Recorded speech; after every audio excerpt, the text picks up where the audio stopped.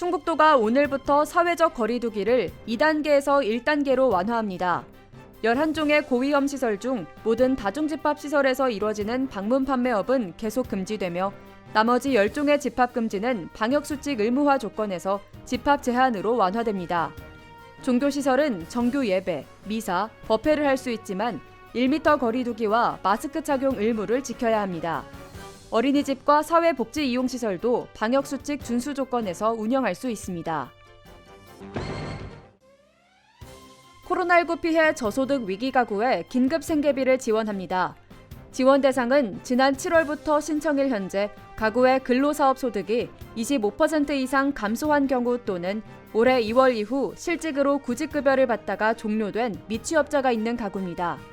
지원금은 11월 말부터 12월까지 지급할 예정이며 오는 30일까지 복지로 웹사이트 또는 읍면동 행정복지센터를 통해 신청할 수 있습니다. 이시종 도지사가 확대간부 회의를 주재하며 충청 신수도권 광역철도 국가계획 반영 등 현안 사업에 대한 면밀한 준비를 지시했습니다. 이 지사는 청주공항에서 청주시, 오송, 조치원, 세종으로 연결되는 충청 신수도권 광역철도 국가계획 반영과 혁신도시 등의 공공기관을 유치하기 위한 당위성 개발을 지시했습니다. 이와 함께 코로나19로 인한 수출 감소가 기업들의 도내 투자 유치 실적 감소로 이어질 수 있음을 지적하며 충북의 투자 매력도를 기업에게 알려 당초 목표한 실적 달성을 위해 분발해줄 것을 주문했습니다. 건축 인허가 지연이나 타인 토지 매입 지연 등으로 부득이하게 적법화를 하지 못한 농가 중 적법화가 가능한 농가를 선별해 최대 6개월 범위 내에서 이행 기간을 연장합니다. 도는 별도 관리 농가가 선정되는 대로 유관기관 회의를 통해 적극적인 협조를 당부하고 최대한 적법화를 완료할 계획입니다.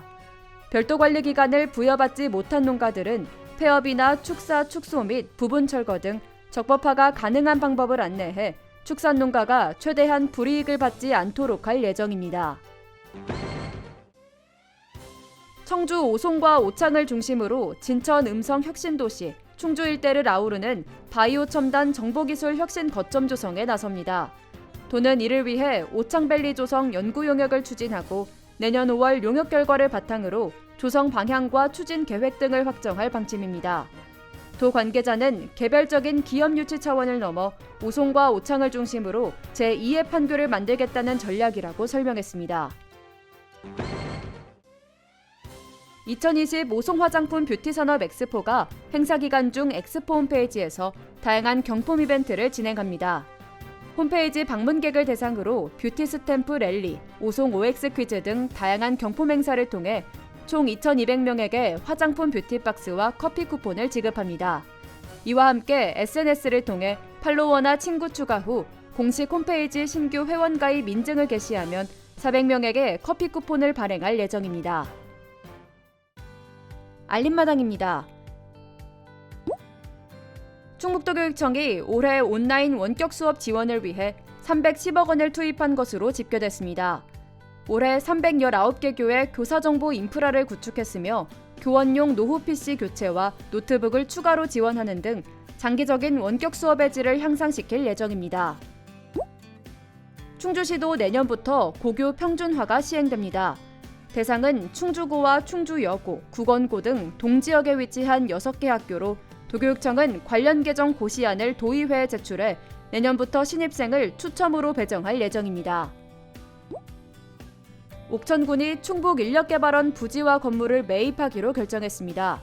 옥천읍 죽향리 4만 5천여 제곱미터 규모의 충북인력개발원 부지와 건물을 180억 원에 매입하는 내용의 공유재산 관리 계획을 군의회에 제출했습니다. 증평군이 드라이브스루 방식의 농특산물 주말 장터를 엽니다.